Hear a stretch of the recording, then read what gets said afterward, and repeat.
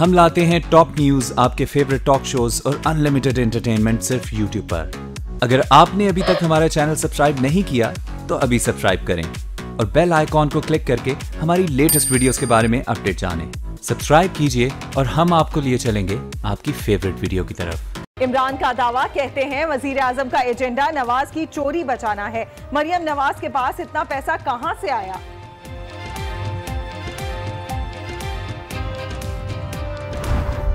जरदारी साहब को अगर अल्लाह तौफीक दे तो वो कराची का कचरा कम अज़ कम उठा लें।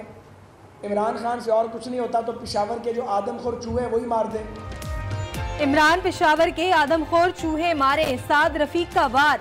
जरदारी को सिंध का कचरा उठाने का मशवरा दे दिया, कहा सिंध और केपी में इलाज होता तो मरीज पंजाब ना आते।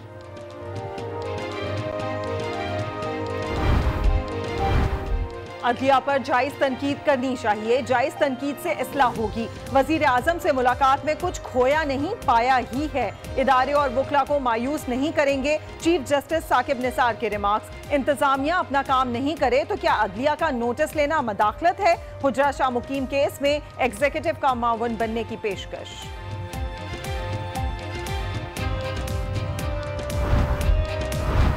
चीफ जस्टिस ने जो बातें की वो नहीं करनी चाहिए। वजीर आजम मुनासिब समझे तो वजाहत तलब कर सकते हैं।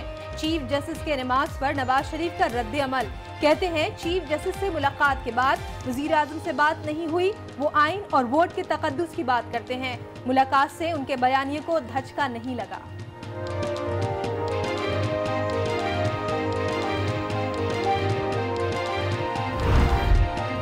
दहशतगर्द ग्रुपों की अफगानिस्तान में पनाहगाहों पर पाकिस्तान का एहतजाज। अफगान सिफारत खाने को मरासला, कलअदम TTP के सवात हमले में मुलव्विस होने के सबूत भी मुंसलिक।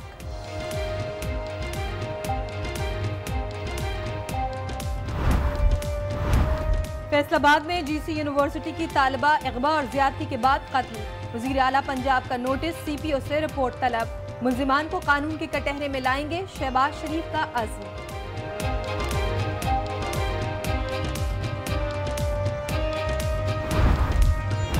सिंध बिल्डिंग कंट्रोल अथॉरिटी का एक्शन, कराची गुलिस्तान जौहर में मुतअद्दिद गैर कानूनी इमारतें गिरा दी।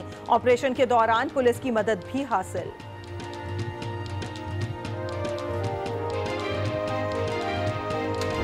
मौजूद इनसे सूरत हाल जान लेते हैं। खालिद, बताइएगा क्या सूरत हाल है, क्यों झगड़ा हुआ और कैमरा क्यों तोड़ा गया है?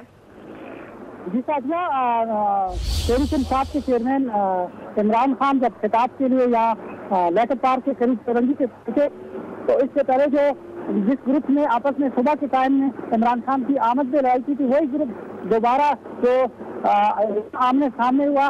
जैसे इमरान खान ने खिताब शुरू किया तो नारेबाजी शुरू हो गई और शदीद नारेबाजी, जिसके दौरान कारकुन आपस में लड़ पड़े और कारकुनों ने। जी खालिद, आपको आवाज़ आ रही है मेरी? मोहम्मद खालिद से दोबारा राब्ता करेंगे और मज़ीद तफसीलात भी हासिल करेंगे। तहरीक इंसाफ के रहनुमा यहाँ पर पहुँचे थे, चेयरमैन तहरीक इंसाफ इमरान खान, और उन्होंने जैसे ही खिताब शुरू किया, क्योंकि इससे पहले भी इमरान खान से कारकुनान मिलना चाहते थे लेकिन मुलाकात नहीं हुई और इमरान खान वहाँ से चल दिए, जिस पर कारकुनान मुश्तइल हो गए और उन्होंने बैनर्स भी नजर आतिश किए थे और बहुत मुश्किलों से वहाँ से उन्हें मुंतशिर किया गया था। एक बार फिर कारकुनों में आपस में लड़ाई हो गई, झगड़ा हो गया और इसी दौरान जो आज न्यूज़ कैमरा मैन वहाँ पर मौजूद थे, जो कैमरा था वो भी तोड़ दिया गया। मोहम्मद खालिद हमारे साथ मौजूद है, मजीद उनसे जानते हैं। खालिद, बताइएगा क्या सूरत हाल रही इस दौरान? जी साथिया, तहरीक इंसाफ के चेयरमैन इमरान खान जब यहाँ कारकुनों से खिताब के लिए लेकर पार्क के करीब चौरंगी से पहुंचे तो कारकुन तो पहले से एक दूसरे के खिलाफ धड़ेबंदी के शिकार थे। नारेबाजी शुरू हुई, जिसके दौरान दकम बेल शुरू हुई और उन्होंने मीडिया के नुमाइंदों को भी तशद्दुद का निशाना बनाया और आज इसका कैमरा तोड़ दिया। मुझ समेत मुतअद्दिद साथी इस दकम बेल गिर के जख्मी हुए।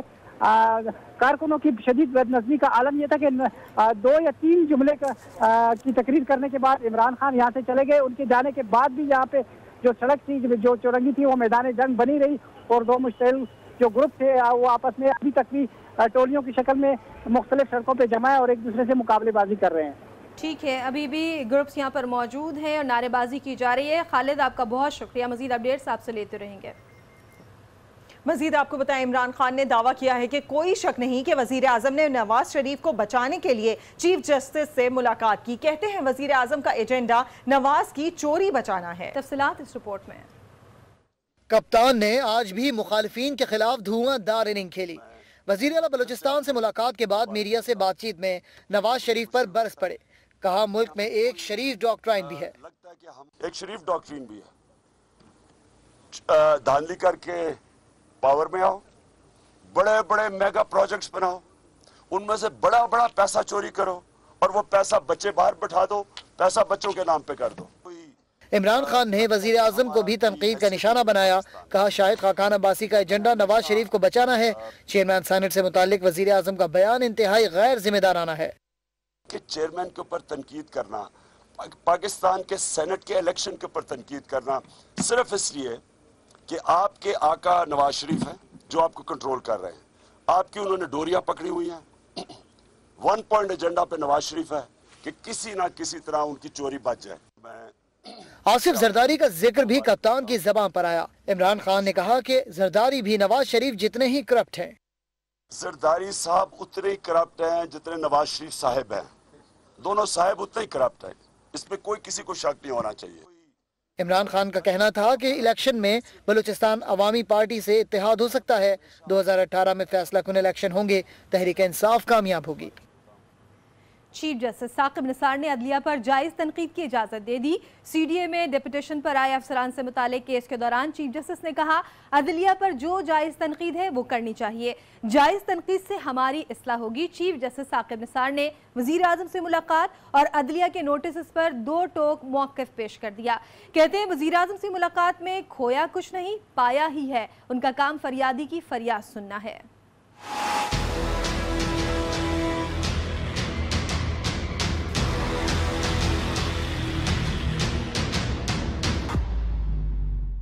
चीफ जस्टिस ने अदलिया पर जायज तनकीद की इजाजत दे दी। कह दिया कि जायज तनकीद करनी चाहिए, जायज तनकीद से हमारी इस्लाह होगी। वजीर आजम शाहिद खाकान अब्बासी से मुलाकात कैसी रही, चीफ जस्टिस साकिब निसार ने बता दिया। सुप्रीम कोर्ट में बोले कि वजीर आजम से मुलाकात में कुछ खोया नहीं, पाया ही है। साथ ही यकीन दिलाया कि इदारे और वकला को मायूस नहीं करेंगे।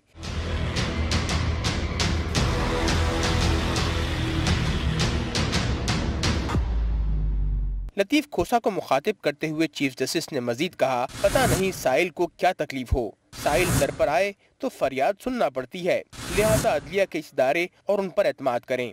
लतीफ खोसा ने भी मौका हाथ से जाने न दिया और नाम लिए बगैर बोल पड़े कि साइल को क्या तकलीफ है, इसका तो सबको ही पता है। जिस पर चीफ जस्टिस बोले किसी का नाम नहीं लिया, सिर्फ साइल की बात की है।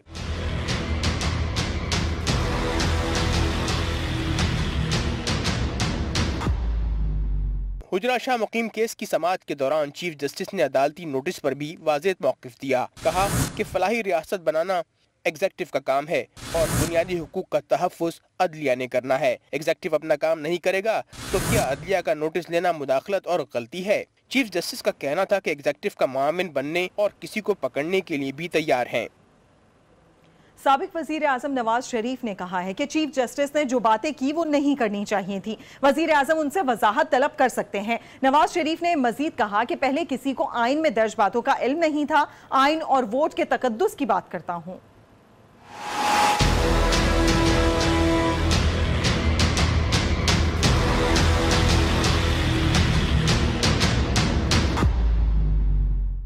चीफ जस्टिस बोले तो नवाज शरीफ भी बोल उठे। एहतसाब अदालत के बाहर सहाफियों से गुफ्तगू में उन्होंने कहा चीफ जस्टिस ने जो बातें की वो नहीं करनी चाहिए, वजीर आजम मुनासिब समझें तो वजाहत तलब कर सकते हैं। उन्होंने एक सवाल के जवाब में ये भी कहा कि पहले किसी को आइन में दर्ज बातों का इल्म नहीं था, मैं आइन और वोट के तकद्दुस की बात करता हूँ। चीफ जस्टिस से मुलाकात के बाद वजीर आजम शाहिद खाकान अब्बासी से बात नहीं हुई, उनकी मुलाकात से मेरे बयानिए को धचका नहीं लगा।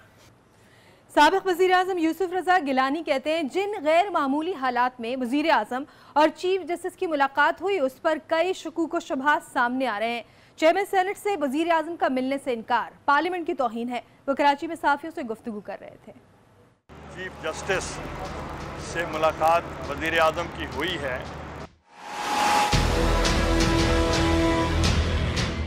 मुलाकात अब नॉर्मल हालात में हुई है, तो इसलिए लोग तनकीद कर रहे हैं।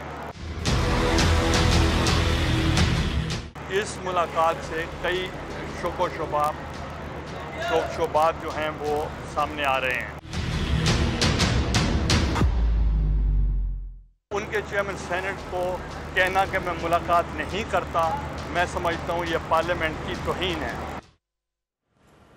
मुस्लिम लीग नून के रहनुमा साद रफीक कहते हैं कि इमरान खान के कान में जो फूंक मारी जाती है वो वही बात करते हैं। गालियां देने के बजाय आसिफ जरदारी सिंध का कचरा उठाएं और इमरान खान पेशावर के आदमखोर चूहे मारें। ये सारे अदारे, सारी शख्सियतें जो जिम्मेदार लोग हैं इस मुल्क के, वो कानून और आइन के दायरे में रह के काम करें। दुआ भी करें कि इस मुल्क में इलेक्शन टाइम पे हो जाए, क्योंकि अगर इलेक्शन दूर हो गया तो काम खराब हो जाएगा। हमारा काम नहीं खराब हो जाएगा, पाकिस्तान का काम खराब हो जाएगा। लाहौर में ख्वाजा साद रफीक एक्सप्रेस मुखालफिन पर चढ़ दौड़ी। बोले इमरान खान वही बात कहते हैं जो उनके कान में फूकी जाती है। अगर वज़ीर-ए-आज़म बना तो अपनी ज़बान ठीक करो, गालियां निकालना बंद करो। इधर से कोई कान में फूंक मारता है, वो खासा कह दो अच्छा, नाली तकरीर शुरू। साद रफीक ने कप्तान की उम्र और उनके कामों पर भी यूं तनकीद की। वो तो अभी तक लड़के ही हैं, 67-68 साल उनकी उम्र हो गई है, काम उनके सारे लड़कों वाले हैं, 18 साल के लड़कों वाले। तो क्या करेंगे मुझे बताएं आप। 68 साल का यार तू बंदा है, तू वडेरा बन के वडेरे वालियां गल्लां कर, तू मुंडे वालियां गल्लां करना है। वजीर रेलवे ने आसिफ जरदारी को गालियों के बजाय कराची का कचरा उठाने और इमरान खान को पेशावर के आदमखोर चूहे मारने का मशवरा भी दिया। गालियां देके, रोज इल्जाम लगा के, जरदारी साहब को अगर अल्लाह तौफीक दे तो वो कराची का कचरा कम अज कम उठा लें। इमरान खान से और कुछ नहीं होता तो पेशावर के जो आदमखोर चूहे वही मार दे। साद रफीक का कहना था कि अगर इमरान खान और जरदारी अपने सूबों में अस्पताल बनाते तो लोग पंजाब आकर इलाज ना कराते। कराची में खटारा बसें चलती हैं जिनका इंजर पिंजर निकला है, लेकिन मुल्तान और लाहौर में एयर कंडीशन मेट्रो बसें चल रही हैं। अभी आपको लिए चलेंगे रावलपिंडी, जहां पर अवामी मुस्लिम लीग के सरबराह शेख रशीद मीडिया से गुफ्तगू कर रहे हैं। समझते हैं मुल्क अजीज है, ये उधार खाए बैठे हैं। इनका एजेंडा सिर्फ ये है कि हम हुकूमत में ना हो तो दुनिया का कोई आदमी हुकूमत ना करे। हम खानदानों के गुलाम नहीं पैदा हुए जनाब। और इनकी सारी पार्टी में मैं आपको दावे से कहता हूं कि खाकान अब्बासी में जुर्रत ही नहीं, तप्पड़ ही नहीं, उसका ऐसा मटीरियल ही नहीं है कि वो नवाज शरीफ की मर्जी के बगैर चीफ जस्टिस साहब को मिलने जाएं। और ठीक लफ्ज़ इस्तेमाल किया चीफ जस्टिस ने, फरियादी आए थे और ठोकर मार दी गई कि कानून और आइन होगा। हम खुद केसेस में हैं जी, ठीक है, इंसाफ पे फैसला हो। आज कौम को मैं ये बताना चाहता हूँ कि इस मुल्क में लूट मार करने वाले सब लोग मुतहद हो चुके हैं। धक्के खाने वाली कौम है जी। लोड शेडिंग किधर है? नवाज शरीफ साहब कहते थे हमने लोड शेडिंग ख़त्म कर दी। किधर है नवाज शरीफ साहब जो कहते थे जनाब गैस का बुरान ख़त्म हो? ये गर्मियों में गैस देते हैं, सर्दियों में बिजली देते हैं, ये इनका एजेंडा है। और पाकिस्तान में ना गैस है, ना बिजली है, ना पानी है, ना नौकरी है, ना बिजनेस है, ना एक्सपोर्ट है। 116 रुपए का डॉलर कर दिया जी 2 महीने के अंदर अंदर। हमारे सियासी एज लाल हवेली का सबसे बड़ा मसला ये है कि जिस आदमी ने पेमेंट देनी है वो पेमेंट नहीं दे रहा। कह रहा है जी इसने मेरे साथ सौदा किया, वो कहता है जी सौदा 105 रुपए पे हुआ था, डॉलर 120 में हमें पड़ रहा है, क्योंकि वो 116 तो कानूनी होता होगा, 117-18 में पड़ रहा है। वो कहते हैं माल कैसे दें? अब मेंबर क्या करे जी? CBR में जाएं ये सारे केस, जाएं स्टेट बैंक में सारे केस, और ये डॉलर को और बढ़ाएंगे।